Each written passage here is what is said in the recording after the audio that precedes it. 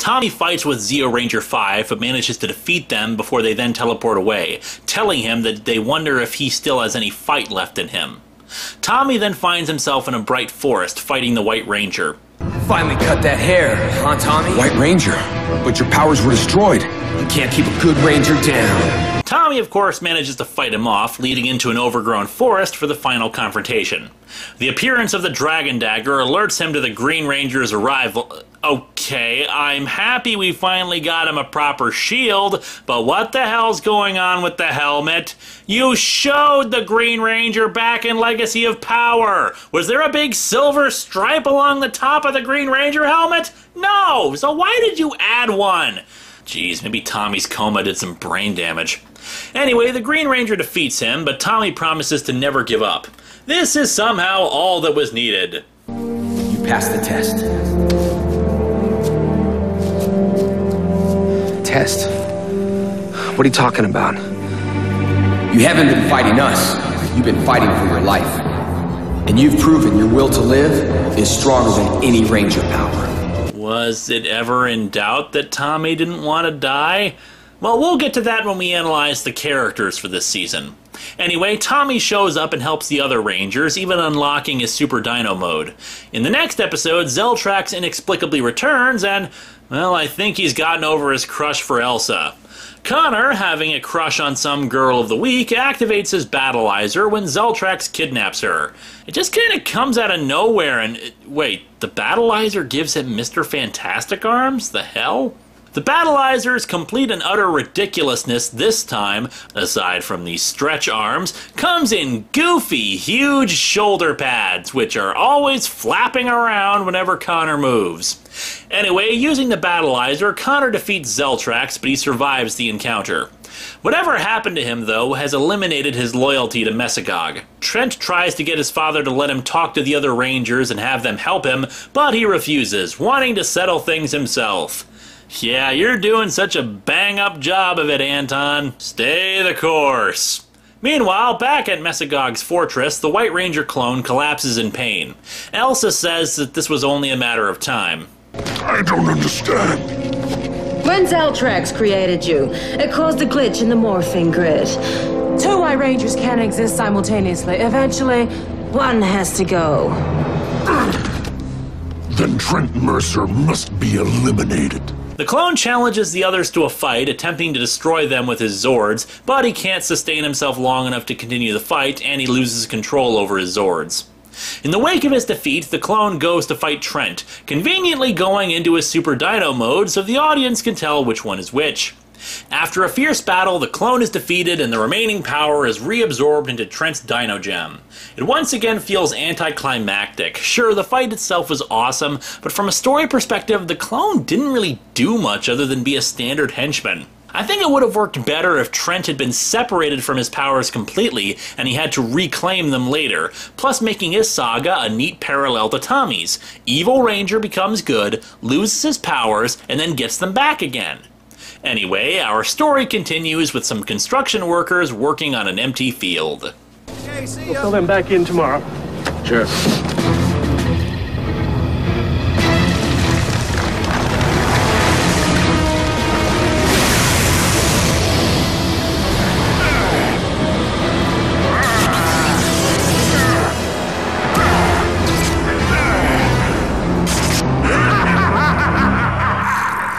Kira spots Blake at the cafe, thinking she's seen him somewhere before. She goes up to ask him about it, but he only figures it's because of his work as a motocross rider. He invites her to a show, and we cut to the Wind Academy. Tori, Shane, and Dustin are training some students, and obviously doing a lot better than they used to do back in their time. The three have come full circle from where they started, showing them use their skills that they didn't do too well with originally. They even tell their students the same thing that Sensei had told them about how they need to consider how committed they are to their ninja training. They get a message from the Sensei telling them to meet him at the highest point in the city at sunset and tell no one what they're doing. For some reason, the three arrive in what is clearly afternoon and not sunset. The Sensei tells them that Lothor has come back. They're naturally worried since they've lost their powers, but fortunately the Sensei says that Cam has been working on 3 new wind morphers, which he then gives to them. Shane, Tori, Dustin, it is with a heavy heart that I must give you your new wind morphers. A dark cloud has descended upon us, and it is time for you to resume your duties as Power Rangers. We won't let you down, Sensei. Let's do it!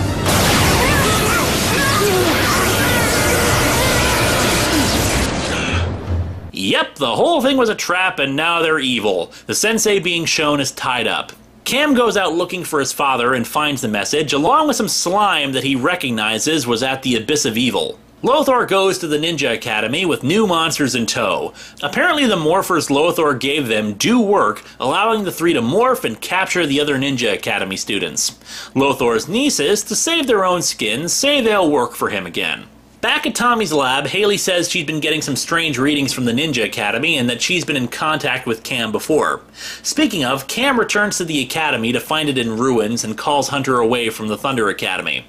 Blake gets the call as well and says goodbye to the three Dino Rangers, who in turn are called away by Tommy. They explain the situation to the Dino Rangers, and the main three are sent to deal with the mind-controlled Wind Rangers. Trent and Tommy stay behind in case Mesogog tries to take advantage of the situation. The two Ranger teams engage one another, but the Dino Rangers are clearly at a disadvantage. Which kind of makes sense. Nothing against the Dino Rangers themselves, because I do honestly like them, but the Ninja Academy students have had years of training and experience behind them, and the Dino Rangers have said before that they're not as into doing even basic training. Cam and the Thunder Rangers spot the fight as the Dino Rangers are forced to retreat. Meanwhile, Mesogog himself watches the fight and recognizes the Kelzacs. Lothar. Lothar. He's a fool. A buffoon. Yes, but one that could prove most useful. Find him and bring him to me. Elsa arrives to speak with Lothar, ending part 1. Cam leads the Thunder Rangers to the Abyss of Evil so they can retrieve their own powers. Lothar meets with Mesogog, who offers him an alliance to deal with the Dino Rangers. In the Abyss, the three find Zergain guarding the Samurai Amulet. At the cafe, the Ninja Rangers suddenly show up and attack the three. Can we get on with this? We're not gonna fight you here. Well, then we're just gonna have to destroy you. We'll meet wherever you want, but you come alone. Why should we agree to that? It's called honor. I thought you ninjas knew all about that.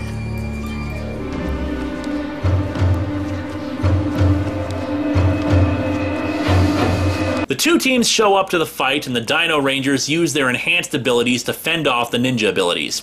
I've gotta say, the fights are pretty dang impressive, even if I'm not fond of the civilian powers. It feels very much like a superhero brawl, and actually a little more impressive than what you sometimes see in movies that aren't nearly as fast-paced.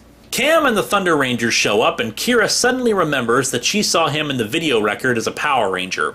However, the three say they've come to help the ninjas, that Lothar has shown them the error of their ways. Cam then gives them new power discs for their morphers. Of course it was a trick, and it frees them from Lothar's control. The Dino Rangers bring them all back to the lab and explain what happened. The 11 Rangers show up to meet Lothar and Mesogog's forces head-on. And, of course, it's time.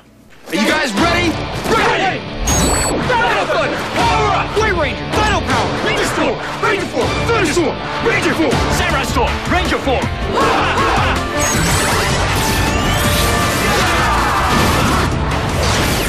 Tyranno! Tricera! Terra! Brachio! Drago! Dino Thunder! Power! Air! Water! Power! Very Crimson Thunder! Navy Thunder! Samurai Power! Ninja Storm! Ranger Power!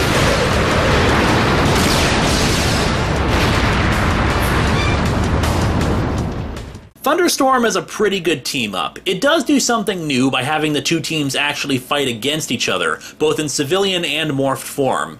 The downside is that it doesn't make the Dino Rangers look all that great. The situation with the possessed Wind Rangers is only resolved by Cam and the Thunder Rangers, while the Dino Rangers are on the defensive the entire time.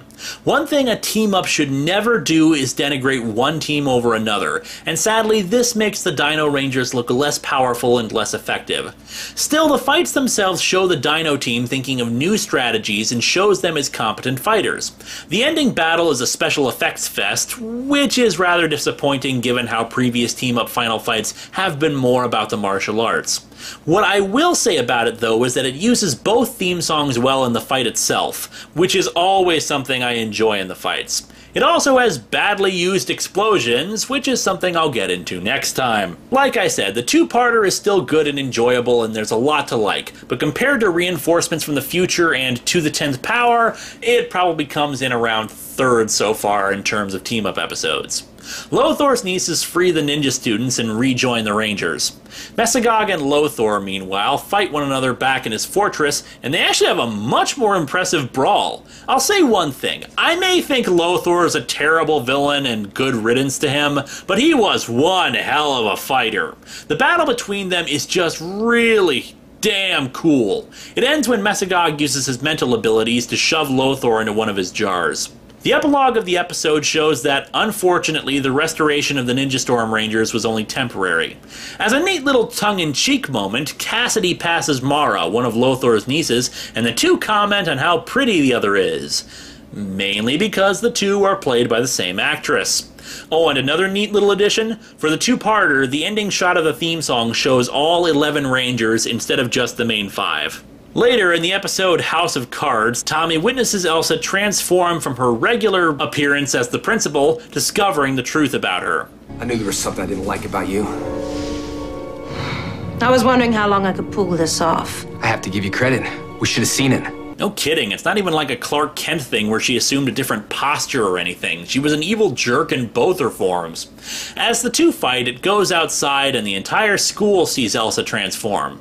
When the group runs into Anton Mercer again, they spot him transforming into Mesogog as well. Mesogog drinks a potion that splits off Anton from his body. The penultimate episode is a clip show, but meant to be a reflection on how the characters have changed throughout the season, as well as wondering how they can ever trust Trent again. Of course, in my mind, the bigger issue isn't that he lied to them, but rather if his father is their enemy, they run the risk of him pulling his punches when they can't afford for him to do so. The season comes to a close in Thunderstruck. Mesogog has finished work on a transfiguration ray that will transform humans into mutant dinosaurs. He needs the power of the Dino Gems to finish it, though in the meantime he decides to strap Elsa in and drain the power that he granted her. Trent, using his camouflage powers, observes this and learns of the separation. While the Rangers prepare for the school prom, Tommy and Haley work on a truck that they can use to breach Mesogog's fortress, especially armed with the knowledge Trent provided them. Trent goes to Mesogog and offers all the Dino Gems to him in exchange for his father. Elsa, after being absorbed, suddenly wakes up on a rooftop in the city with her memories scrambled. Zeltrax appears and drags her away. Later, the Rangers confront Zeltrax, but Devon spots them morphing and records it. Zeltrax tricks the Rangers into believing that they've destroyed him, and he follows them back to their lab. Trent explains what happened to Elsa and talks about his plan. He'll deliver the Dino Gems to Mesogog, then open a portal for them to come charging through. They decide they have no other choice, since Mesogog will find a way to turn his device on either way. Elsa's memories return, but she's no longer under Mesogog's control. Mesogog takes the gems and knocks Trent out, but he manages to wake up long enough to activate the portal, which just happens to be a big red button marked Portal Control. I guess Mesogog likes his system to be idiot-proof. The Rangers head out to fight some Tyrannodrones while Haley is sent out to destroy Mesogog's device. She reaches it in time, firing a huge-ass laser at Mesogog's fortress. Trent grabs the Dino Gems and stays behind to look for his father while Mesogog collapses in front of his throne. The Rangers escape, though Trent's fate is unclear. It's not like they're gonna follow this guy and land in front of us. Were you knocked on the head or something? What? Last time I did that, it worked. See? However, Zeltrax enters the lab and starts blasting everything and taking Elsa with him, ending part 1. The Rangers return to the lab and find it in ruins. They check the black box and discover what Zeltrax did. Mercer blames himself for what happened, but Tommy tells him to quit whining. Trent is right, Anton. This is about me and Smitty. Had nothing to do with you. But if there were no Mesogog... We can't go back and change what's happened. Mesogog is gone. We should be thankful for that. Zeltrax constructs a new Zord and holy crap, he just blew up a mountain! Anyway, he keeps Elsa inside of the Zord as a human shield. Tommy and Kira infiltrate the Zord while the others directly engage it in the Megazords. The Megazord's drill attack provides a convenient getaway for the Rangers, allowing Elsa to escape. Tommy and Kira destroy Zeltrax once and for all, and the rest of the Zords arrive. They're forced to follow the TJ maneuver of setting their Zords on self-destruct and sacrificing them to destroy Zeltrax's Zord. To really bum the Rangers out after losing the Zords, Mesagog shows up. I was able to absorb enough Dino Gem energy to complete my transfiguration. Witness the face of your final battle.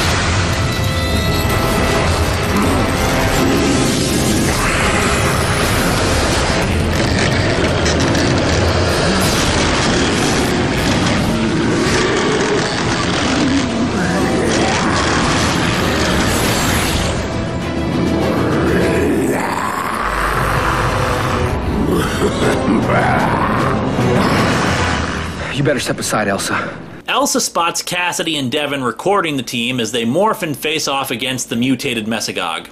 The five charge in on Super Dino mode, but sadly their slow motion and silly rubber additions aren't enough to stop him. Even Connor's Battleizer fails to impede him and he starts replicating. The only way they can find to stop him is by uniting the power of their Dino Gems and unleashing them on the four Mesagogs. They succeed, but the Dino Gems are completely drained. Cassidy hands over the tape to them since she realizes that ruining their lives to make her own better would be wrong. And thus, prom time! Connor goes with the one-shot girl, and Ethan goes with the girl he met in line for a movie. Trent tells Tommy that he's planning on going to an art school in the fall. Mercer and Elsa look like they're going to get together.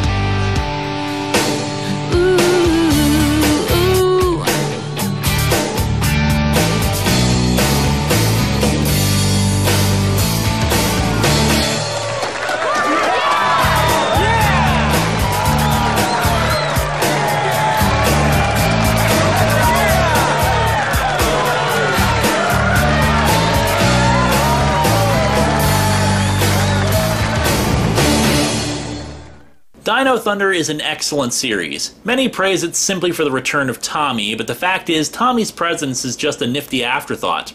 As I said back in the Wild Force video, there are a lot of factors that go into the evaluation of a season. In this case, Dino Thunder succeeds in almost every area. The action is fantastic, save for a few moments scattered throughout. The characters are well developed and each given a chance to really shine. No one feels left out. Most of the jokes are genuinely funny with great banter. The villains are equally well developed, though their defeats aren't exactly the stuff of legend, which is where we have the only major flaws of the season. There's a lot of great build-up for most of the stories, but little in actual payoff. Many great ideas are brought up, but their resolutions leave a lot to be desired. I do like that it was his father that freed Trent from the White Ranger personality, but I don't like that it just kinda happened unexpectedly. It's brought up that Zeltrax has a crush on Elsa, but nothing comes of it after it's first mentioned. Having a second White Ranger who's evil could have brought about some interesting possibilities, but really was probably just confusing to anyone who jumped into the series in the middle wondering why the hell there were two Rangers who look exactly the same on either side of the fight. Hell, the evil White Ranger didn't even start questioning anything about his own existence, you know, the standard am I a real boy kind of stuff, until his final episode. Until then, he was just a lackey. Still, I like the minor nod to continuity, unintentional as it may be, that they made with him. See, as you might recall, too much pink energy is dangerous. As amusing as the line is, this probably demonstrates that the morphing grid can't handle a duplication of the same powers. Too much white energy is just as dangerous. While the season officially ends at episode 38, there are 2 brief sequences that some list as part of the season run, though only one is partially significant. The second is just Tommy practicing martial arts and giving a very brief, abridged story of his life as a ranger. The other was an extra on the Dino Thunder DVDs and takes place right after the events of the main series. Ethan is trying to make an archival history of the Dino Rangers' time, but keeps running into technical issues. With Kira's help, they uncover a large stone beneath the cafe's floor, which people have said is a physical representation of the morphing grid itself. It shows the 2 images of the future, really just a preview of the next season. Yeah, it's not anything actually important, but it is neat to see the 2 again in events taking place after the series. Mesagog is a great villain. Menacing, dark, and the animatronics for his jaw were really well done. He still had a take-over-the-world mentality, but his reasoning was different than others who wanted to conquer simply for the sake of conquering. He believed in the superiority of dinosaur DNA, which probably makes him the first villain motivated by racism.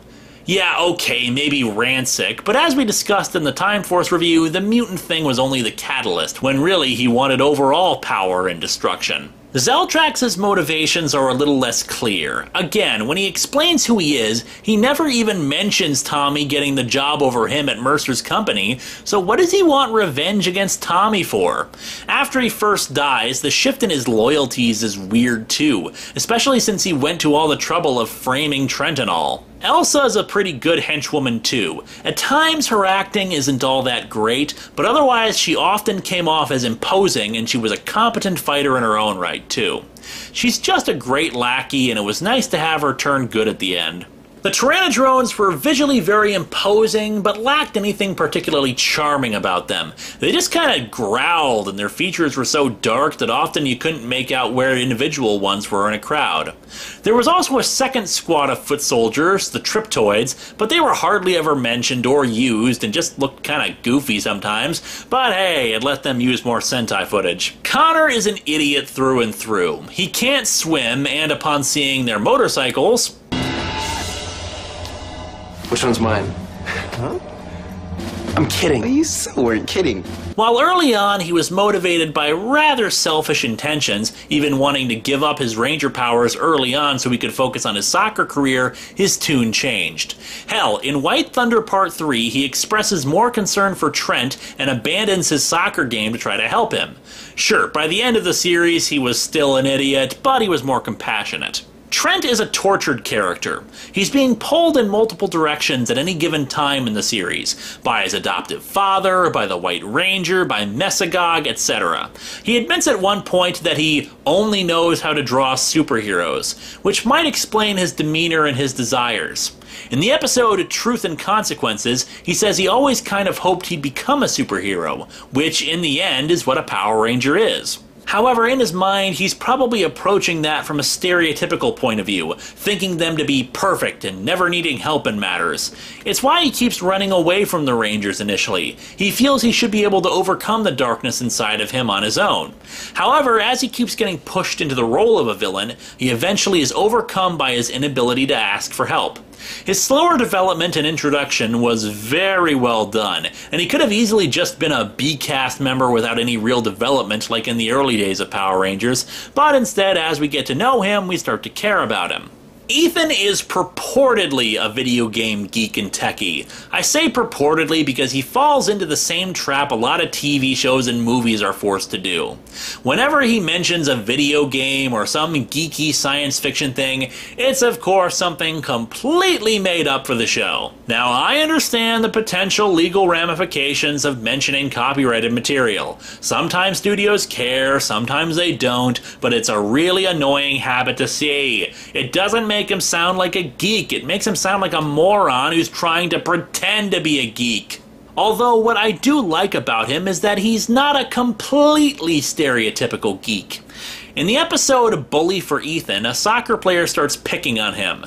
Now, the stereotypical kind of show would have Ethan always trying to act nice or be a coward compared to the bully, but instead, this takes a bit more realistic tone with it. Ethan fights back in every confrontation. Sure, not physically, but he's verbally arguing with the guy. He's not gonna take any of this crap, and in the real world, someone who is tough enough to fight back will. Sure, in the end, he convinces the bully not to fight and makes friends with him, but he does it a lot more believably and, well, in a more original fashion. I really like it. Kira is a harder nut to crack. Like Connor, she was initially dismissive of the Ranger stuff, and I can't really pin down what it was that motivated her to be a Ranger, other than it was just the right thing to do.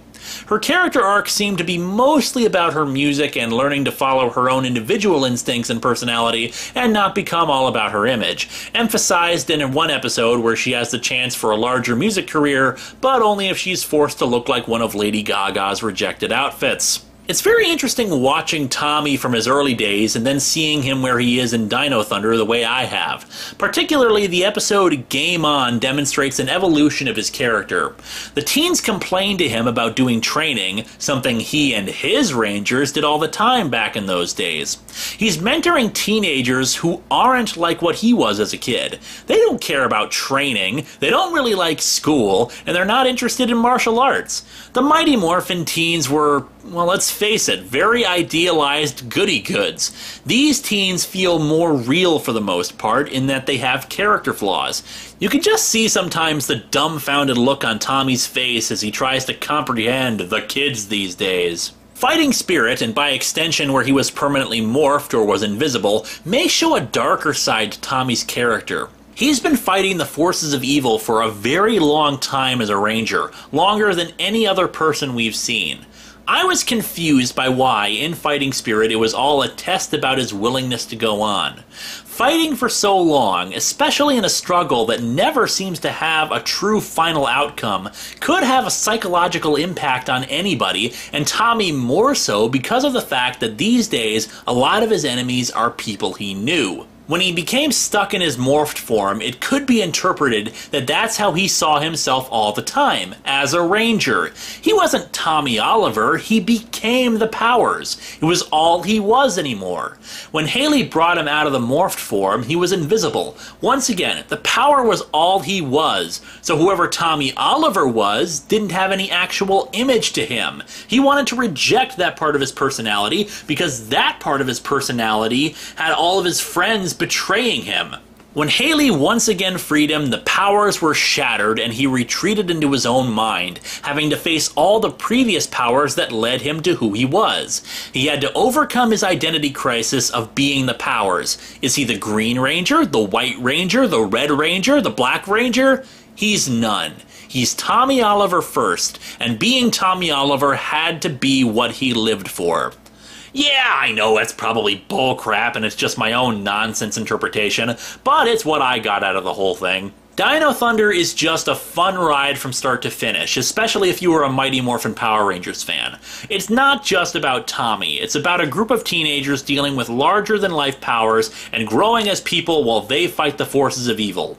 Its flaws are outweighed by the excellent parts of it, and I definitely give it a recommendation. Next season, we enter what is referred to by fans as the Kalish era, where opinions about the season start to become either mixed or just downright loathed. But we'll talk about that when we call out for Power Rangers SPD. Looks whack. How do you know it's whack? You haven't even given it a chance. It wasn't even made here. I mean, what would they know about Power Rangers in Japan?